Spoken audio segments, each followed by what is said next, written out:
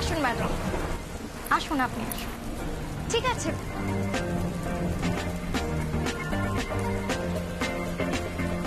বলছি যে আমি ঠিক আছি, আপনারা শুধু বাকি সবাইকে দেখুন। আমার অবশ্যই ম্যাডাম, হ্যাঁ প্লিজ প্লিজ সবাই আসুন।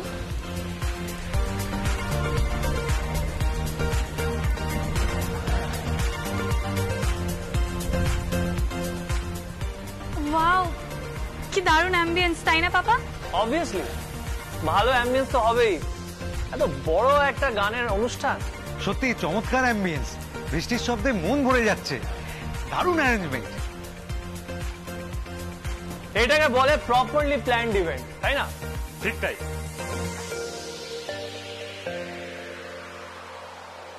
দেখেছিস মুন্নি, এত বড় একটা ইভেন্ট নামাতে গেলে অনেক আগে থেকে মেটিকুলাসলি প্ল্যান করতে হয়। ওই মাথায় একটা কিছু এসে গেল আর ফট করে করে দিলাম, ওরম ভাবে হয় না। একদম ঠিক বলেছো। এই যেমন আমরা সবাই মিলে একটা প্ল্যান করে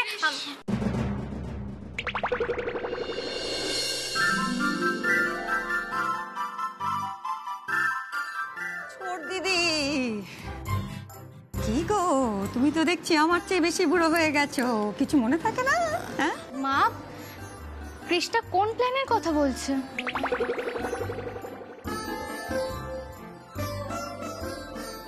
মা, প্ল্যান মানে এই যে আমরা সবাই প্ল্যান করে একসাথে এখানে এসেছি, সেই প্ল্যানটার কথা বলছে, তাই না কৃষ্ণা?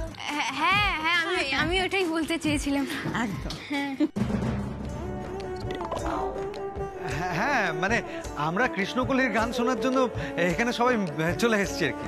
আর তাছাড়াও একটা প্ল্যান আছে, মানে এত বড় একটা অ্যাওয়ার্ড সেরেমনি অ্যারেঞ্জ হয়েছে বাবা, মেনুটা খাওয়া দাওয়া আছে তো? হ্যাঁ হ্যাঁ, খাবার দাবার মানে শ্যামা, আমি প্ল্যান করে এসেছি যে আমি কবজি ডুবিয়ে খাবার খাবো, এটাই প্ল্যান। তুমি তো চুপ করবে, সত্যি তোমরাও না পারো। আচ্ছা, আপনাদের থিম তো বর্ষা মঙ্গল, তাই না? বৃক্ষরোপণের ব্যাপারটা রেখেছেন তো? হ্যাঁ অবশ্যই রয়েছে। এই তো এই অনুষ্ঠানের শেষে কৃষ্ণকলি ম্যাডাম অডিটোরিয়ামের বাইরে নিজের হাতে গাছ পুঁতে বৃক্ষরোপণ শুরু করবেন, আর তারপরে সমস্ত গেস্টদের হাতে উনি চারা গাছও দেবেন। এই না হলে আমার মেজ বৌমা, হ্যাঁ দেখেছো কেমন সময় উপযোগী ভাবনা ভেবেছে? হ্যাঁ, আর তোমাদেরও সত্যি খুব চমৎকার ভাবনা। ম্যাডাম, আপনার জন্য কিন্তু অন্য জায়গায় ব্যবস্থা আছে। অন্য জায়গায়? কিন্তু অন্য জায়গায় কেন? হ্যাঁ, আপনি আজকের অনুষ্ঠানের কেন্দ্রবিন্দু, আপনার জন্য আলাদা কোনো ব্যবস্থা না করলে হয়?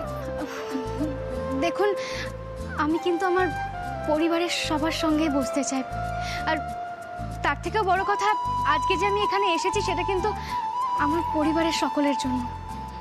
আমি তো আগে থেকেই বলেছিলাম, আমি অ্যাওয়ার্ড নিতে যখন মঞ্চে উঠবো তখন আমি আমার পরিবারের প্রত্যেককে আমার পাশে চাই। শ্যামা, শ্যামা তুমি এত ভয় কেন পাচ্ছ আমি সেটাই বুঝতে পারছি না। এর আগে কতবার তুমি ব্যাক স্টেজে গেছো, এরকম কেন করছো তুমি? জানি না ছোট কর্তা, আজকে আমার সত্যি ভীষণ ভয় করছে। শ্যামা, তুমিও না কয়েকদিন আগে কৃষ্ণার সাথে স্টেজে গিয়ে এত ভালো গান গাইলে, আর আজকে ভয় পাচ্ছ? হ্যাঁ গিয়েছিলাম, কিন্তু আজকে জানো তো কিরকম মনে হচ্ছে যে আজ হয়তো আমি প্রথমবার গান গাইতে এসেছি। আমার ভীষণ ভয় করছে। শ্যামারে দেখ, এটাই তো শিল্পীর লক্ষণ।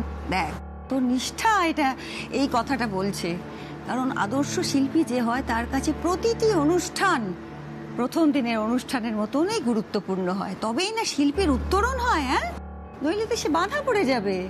মা, তুমি একদম ঠিক কথা বলেছো। শ্যামা শোনো, প্রথমবার যে উত্তেজনা নিয়ে তুমি স্টেজে গান গাইতে উঠেছিলে, আজও ঠিক সেই উত্তেজনা নিয়ে উঠে পড়ো। কিন্তু কেন এত টেনশন নিচ্ছ তুমি? এই দেখো, কয়েকদিন আগে তুমি কি বলেছিলে যে তুমি সংসার করবে আর কৃষ্ণা গান গাইবে, কিন্তু আজ দেখো, তুমি যতই মঞ্চ থেকে দূরে থাকার চেষ্টা করো, মঞ্চ তোমাকে ঠিক কাছে টেনে নেবে। হতেই তো পারে আজ থেকে তোমার জীবনের নতুন অধ্যায় শুরু। মা শোনো না, তুমি অযথাই ভয় পাচ্ছ। দেখো, আমরা সবাই জানি আমার মা সেরার সেরা। মা, আমরা সবাই আছি তো এখানে। মা তুমি ভেতরে যাও, আমার কথাটা শোনো মা, যাও। কিন্তু মা, আর কোনো কিন্তু না, মা যাও। যাও শ্যামা, ভেতরে যাও। যাও শ্যামা। যাও না, যাও। আচ্ছা চলুন মা। কেন এত চিন্তা করছো? আসুন ম্যাডাম, প্লিজ আসুন যাও, আসুন আসুন ম্যাডাম প্লিজ। আসুন আসুন এইদিকে আসুন।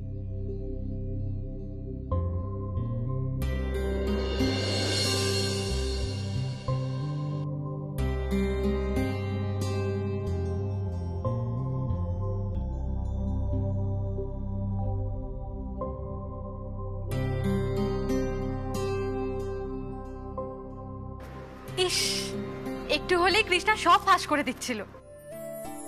সত্যি আমি তো ভাবলাম গেল বুঝি, যাই হোক ম্যানেজ হয়ে গেছে কোনোভাবে। তুই একটা খাদা। আর আমি বুঝতে পারিনি, মুখ ফসকে বেরিয়ে গেছিল।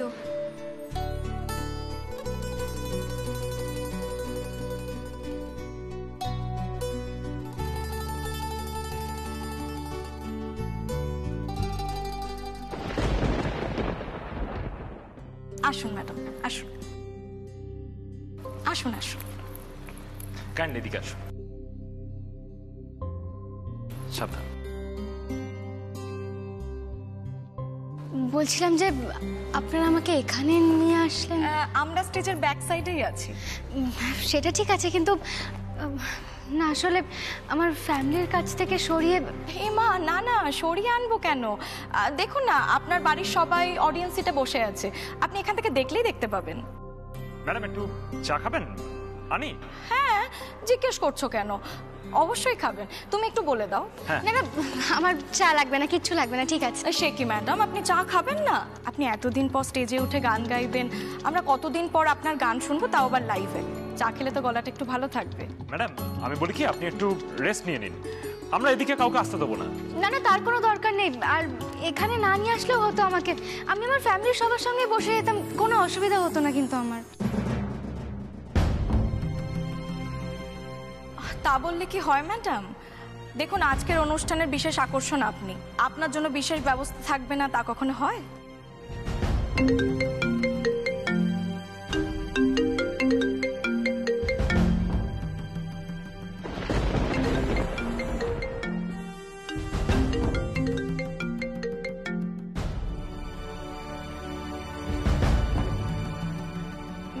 ম্যাডাম, আপনি কাইন্ডলি বসুন।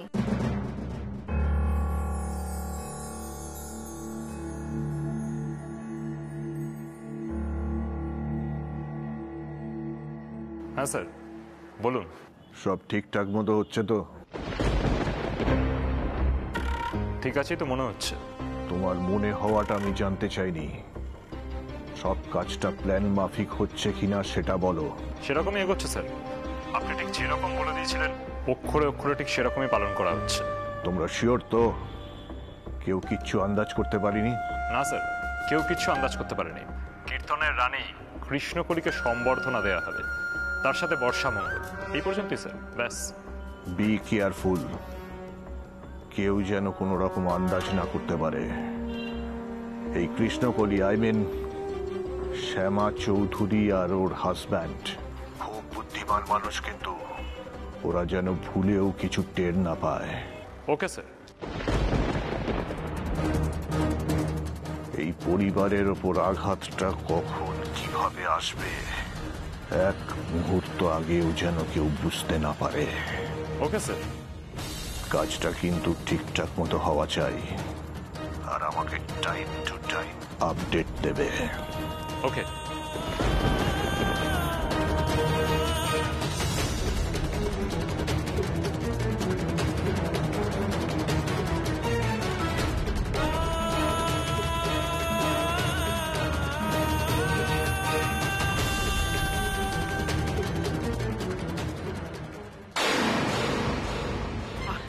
যাই হোক, ওখানে একা একা বসে রেডি তো এই তো মা এসে গেছে। মা মায়ের অবস্থা খুব খারাপ, আমার নতুন বর ভুলে গেছে যে আমি বুড়ি বউ, কচি বউ সঙ্গে নিয়ে ফেলেছি। আরে কৃষ্ণ, তুই এদিক ওদিক করছিস কেন? তোর সব রেডি তো? সব রেডি আছে।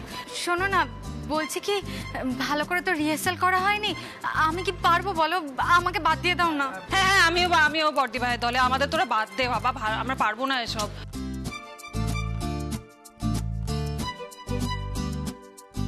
মা, আমি যখন বলেছি সবাই থাকবে মানে সবাই থাকবে।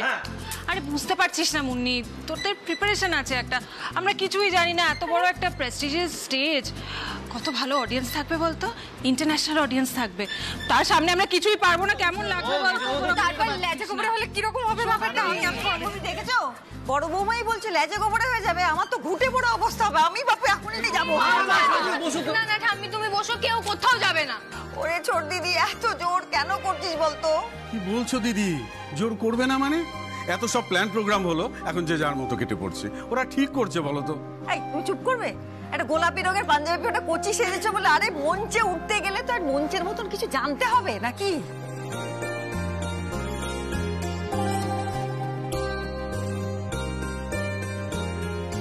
দেখো আমরা যা পারবো সেটাই হবে। দেখো আমিও রেডি আছি, দিদি ভাইও রেডি, তারপর বাবাও রেডি আছে, মেশো দাদু সবাই রেডি, আবার কি চাই? তার মানে কি তুই এখন রিহার্সাল করতে বলছিস আমাদের? না জিম্মা, কৃষ্ণা ওটা মিন করছে না। আমি বুঝতে পেরেছি কৃষ্ণা কি বলেছে। আমি বলবো? বলো না, বলো। কৃষ্ণা বলছে মা যেটা চান সেটা হচ্ছে আপনাদের উপস্থিতি, মানে আপনাদের রিহার্সাল হয়নি সেটা ঠিক আছে, আপনারা যতটুকু পারবেন ততটাই করুন না, মার ওটাতেই ভালো লাগবে। আপনাদের সবাইকে দেখলেই মা খুব খুশি হবে। কি কৃষ্ণা, তাই তো? একদম ঠিক।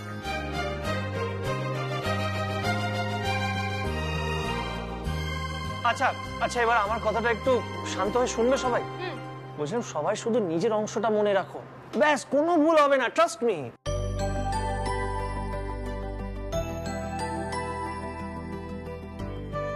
আই এম শিওর ওর এই সারপ্রাইজটা খুব ভালো লাগবে, দেখো। একদম ঠিক বলেছো মেজবৌদি। আচ্ছা আমরা সবাই পার্টিসিপেট করছি, শিবা পার্টিসিপেট করবে না?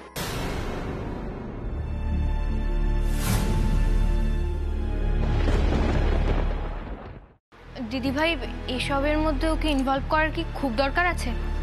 না মানে আশা থেকেও একা একা। তুই এখানে দাঁড়িয়ে আছিস কেন? আয়। আমি আবার এখানে, আমাকে ছেড়ে দিন না। তা বললে হয় নাকি? আয় দিকে। শিবা, বাড়ির সবাই পার্টিসিপেট করবে, আর তুইও এখন বাড়ির মেম্বার, তুইও পার্টিসিপেট করবি।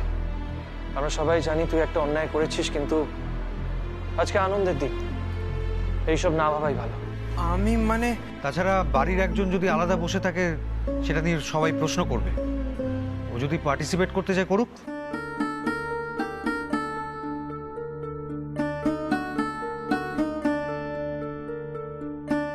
ঠিক বলেছিস বর্দা ভাই, শিবা তুই পার্টিসিপেট করবি।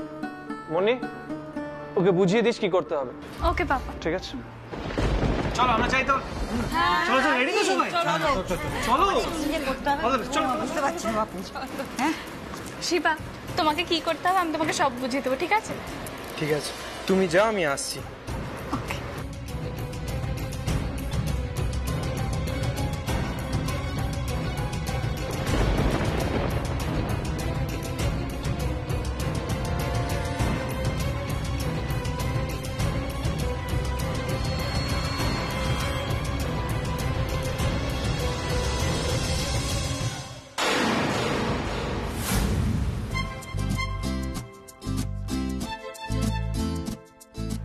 নমস্কার সুধীর দর্শকবৃন্দ, বিশ্ব ছন্দ পরিষদের পক্ষ থেকে আজকের শুভ দিনে আপনাদের সকলকে জানাই স্বাগত।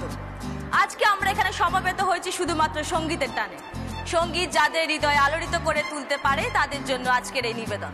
আমাদের মঞ্চ থেকে আজকে সেরা সেরা সম্মান জ্ঞাপন করা হবে, তা আপনারা সকলেই জানেন।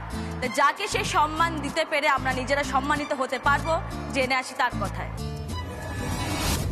তিনি শুধু বাংলারই নন, তিনি ভারতীয় লোকসঙ্গীত জগতের অন্যতম শ্রেষ্ঠ একজন। দীর্ঘদিন তিনি সঙ্গীত জগতের বাইরে ছিলেন, তারপরেও তার কণ্ঠের জাদু আজও দেশবাসী সমান মুগ্ধ। তিনি আর কেউ নন, তিনি শ্যামা চৌধুরী কৃষ্ণকলি। জোরে হাততালি হয়ে যাক একটা ওনার জন্য।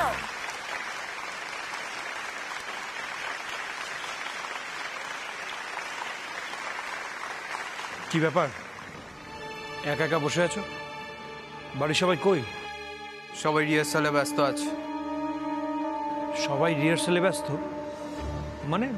গান তো গাইবে শ্যামা, সবার আবার কিসের রিহার্সাল? আপনি তো আর বাড়িতে থাকেন না, তাই জানেন না। বাড়ির অনেকেই অনেক কিছু করছে। কি করছে? এই নাচ গান এইসব। বাহ বাহ, তো হঠাৎ এইসব কি ব্যাপার? মাকে সবাই সারপ্রাইজ দিতে চায়। সারপ্রাইজ? বাবা, ন্যাকামো যত সব। আমাকে তো কেউ কিছু বললো না। আপনাকে কি বলবে, আপনি তো সন্ন্যাসী মানুষ, তাই আপনাকে এসবের মধ্যে জড়াইনি। বাড়ির সবাই তো আর জানে না যে আপনি ভেকধারী সন্ন্যাসী। এই শিবা, তোমাকে আমি বারবার বলেছি আমার লেজে পা দিতে এসো না। পাকামি আমার পছন্দ না কিন্তু। আমার দায় পড়ে না। যাই হোক, তো আমাকে ডাকেনি বুঝলাম, তোমাকেও কি স্টেজে ডাকবে না নাকি? হ্যাঁ, না ডাকলেই ভালো হতো, আমার দ্বারা এসব হয় না। তাও ওনারা ওনাদের মধ্যে আমাকে রেখেছে। তো যাও, রিহার্সাল করো, ফ্যামিলি ড্রামাবাজি খেলো, যাও যাও যাও। সে দরকার পড়লে আমি করব, আপনাকে জিজ্ঞাসা করে করব নাকি? সে আমাকে ডাকেনি, ভালোই হয়েছে। নিখিল সে আমাকে সারপ্রাইজ দিতে আমার বয়ে গেছে। এমনিতে দু চোখে দেখতে পাইনি ওদের আমি, আমার জীবনটা চচনচ করে দিলাম। যাই হোক, যাও যাও যাও, তোমার নকল বাবা মার সঙ্গে নাচো, গিয়ে যাও। তাই এখন আর দেরি না করে মঞ্চে ডেকে নেব শ্যামা চৌধুরী কৃষ্ণকলিকে।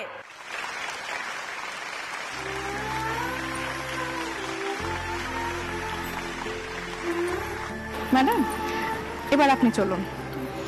হ্যাঁ চলুন, আসুন।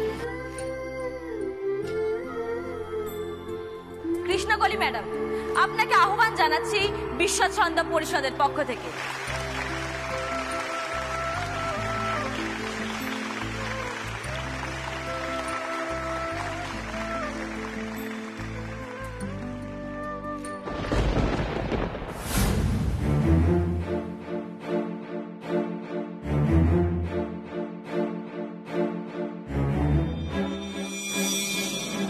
বলছিলাম যে আমার বাড়ির সবাই তো ওখানেই বসেছিল, কাউকে দেখতে পাচ্ছি না।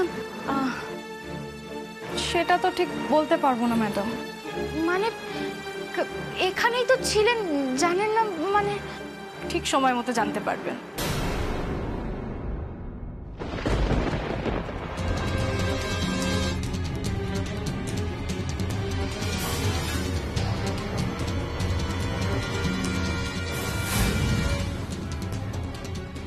ম্যাডাম, এবার অনুষ্ঠান শুরু হচ্ছে।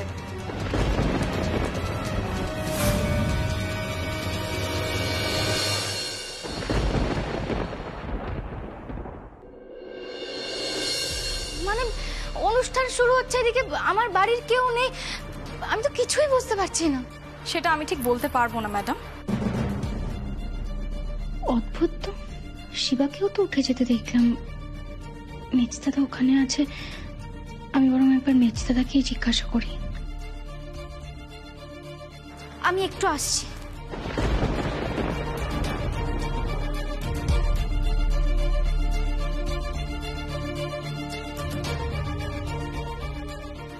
মেজদাদা, বলছি বাকি সবাই কোথায় আছে?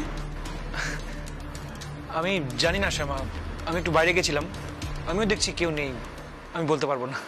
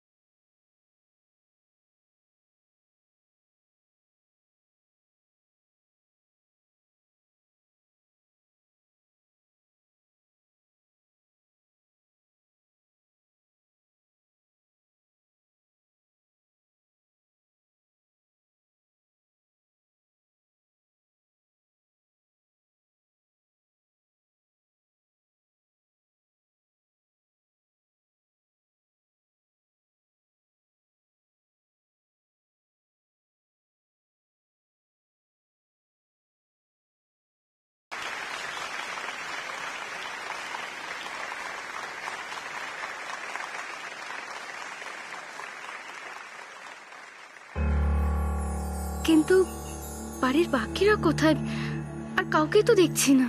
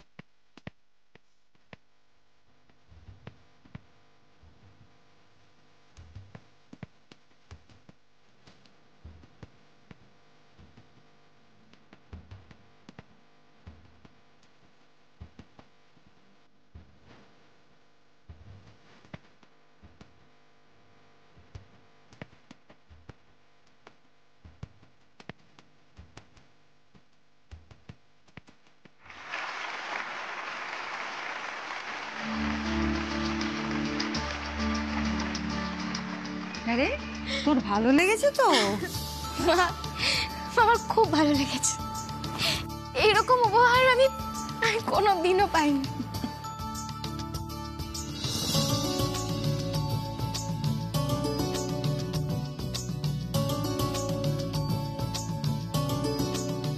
শ্যামা, এটা তুমি বলতে পারলে? আহারে, বেচারা কত কষ্ট পেয়েছে দেখো। না গো বর্দিদি, এই পরিবারটা আমার জীবনে পাওয়া সেরা উপহার। আর সেটাই তো তোমার ভাই আমাকে দিয়েছে।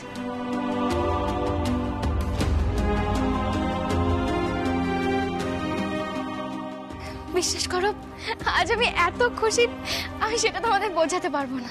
সেই জন্যই তো এত আয়োজন, যাতে তুমি বাকরুদ্ধ হয়ে যাও। কৃষ্ণকলি পরিবারের পক্ষ থেকে এই আয়োজন করা অনুষ্ঠানটি আমরা দারুণ উপভোগ করছি। মানতে বাধ্য হচ্ছি, কৃষ্ণকলি পরিবারের উনি বা ওনার মেয়ে কৃষ্ণায় শুধু গুণী শিল্পী নন, বরং গোটা পরিবারটাই শিল্পরসিক। এবার আমি আপনাদের সবাইকে দর্শক আসনে বসার জন্য অনুরোধ করছি।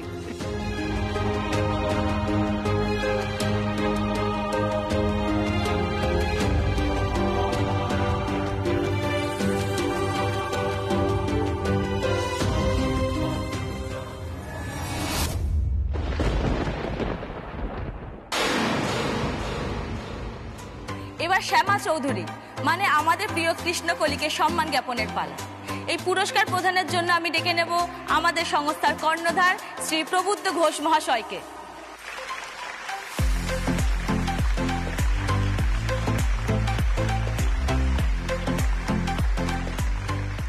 পুরস্কার গ্রহণ করার আগে আমার কিছু বলার আছে, আমি কি বলতে পারি? হ্যাঁ, নিশ্চয়ই।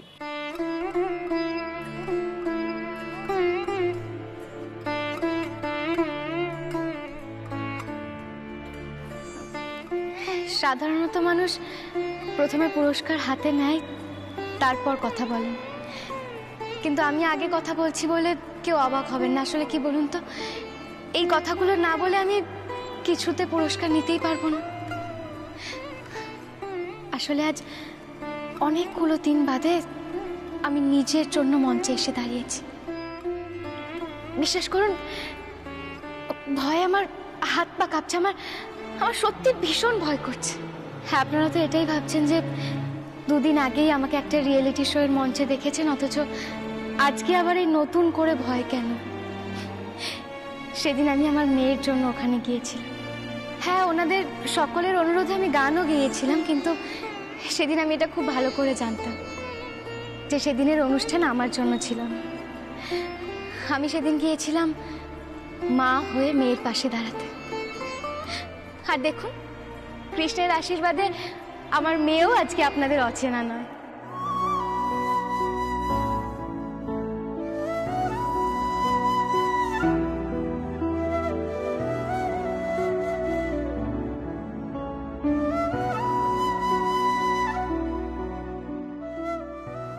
সত্যি আপনারা এত ভালোবেসে আজকে আমার গান শুনতে এসেছেন। বিশ্বাস করুন, একদম প্রথম দিন, মানে যেদিন আমি প্রথমবার গান গাইবার জন্য মঞ্চে উঠেছিলাম, সেই দিনটার কথা মনে পড়ে যাচ্ছে।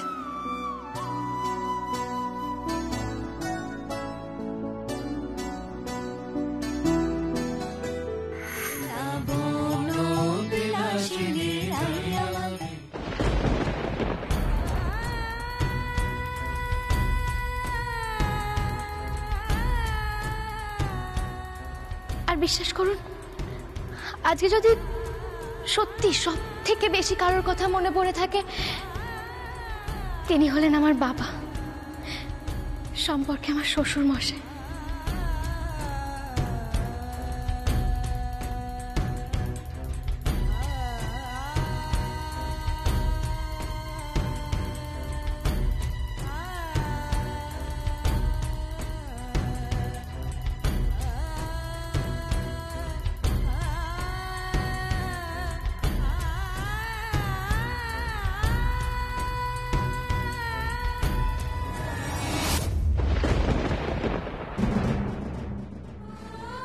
সত্যি তিনি যদি আমার পাশে না দাঁড়াতেন, তাহলে হয়তো আমার জীবনে গানটা থাকতো, কিন্তু গানকে নিজের জীবনের মূল পথ হিসেবে কোনোদিনও বেছে নিতে পারতাম না।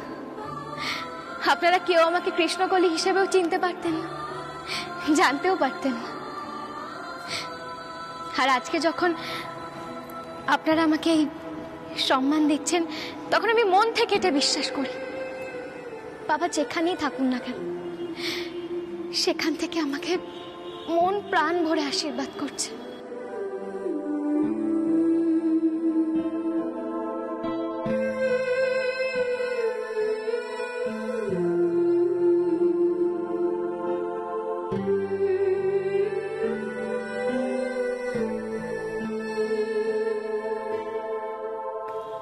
এবার বলবো আমার পরিবারের কথা, মানে আমার পরিবারের বাকি সদস্যদের কথা, যারা আমার পাশে না থাকলে হয়তো আজকে সত্যি আমি এই মঞ্চে এসে দাঁড়াতে পারতাম না, আপনাদের সকলের সামনে দাঁড়াতেই পারতাম না।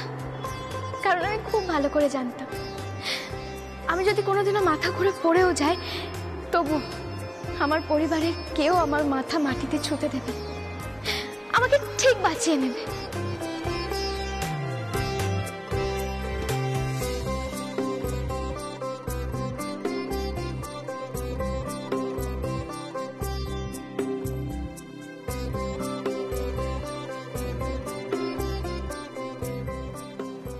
আর আমার স্বামীর কথা কি বলবো, এক কথায় বলতে গেলে মেয়েরা ভাগ্য করলে তবে এরকম স্বামী পায়।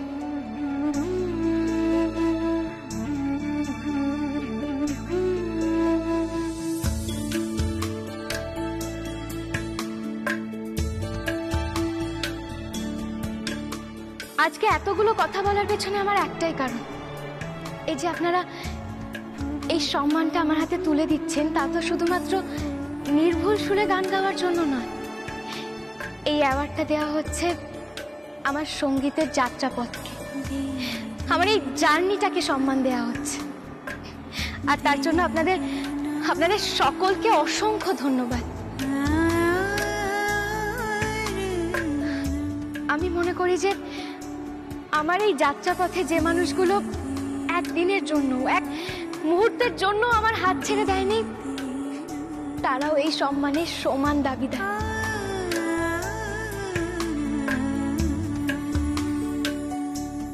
আমি একা না, আর যদি তারাও আমার পাশে দাঁড়িয়ে এই সম্মান নেয়, তাহলে আমি সত্যি মনে করব যে আমি জীবনে কিছু অর্জন করতে পেরেছি, আমি সত্যি আমার কাছের মানুষগুলোকে কিছু দিতে পেরেছি।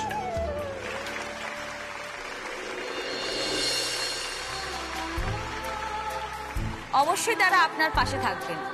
এতক্ষণ ধরে এত সুন্দর অনুষ্ঠান দেখলাম এনাদের, তাই এই মুহূর্তটাকে স্মরণীয় করে রাখতে তো এবার তাদের মঞ্চে ডেকে নিতেই হবে। তাছাড়া এমন সুন্দর পরিবার চাইলেই বা কটা দেখা যায়, তাই কৃষ্ণকলি পরিবারের জন্য একটা জোরে হাততালি হয়ে যাক। এতক্ষণ মঞ্চে দাঁড়িয়ে যখন অপেক্ষাই করলাম, তাহলে কৃষ্ণকলির একটা গান শোনার সুযোগ আমি অন্তত পেতে পারি নাকি? অবশ্যই। কৃষ্ণকলি পরিবারকে মঞ্চে ডাকার আগে আমরা কৃষ্ণকলি ম্যাডামের কণ্ঠে একটা গান শুনে নেব। Madam please.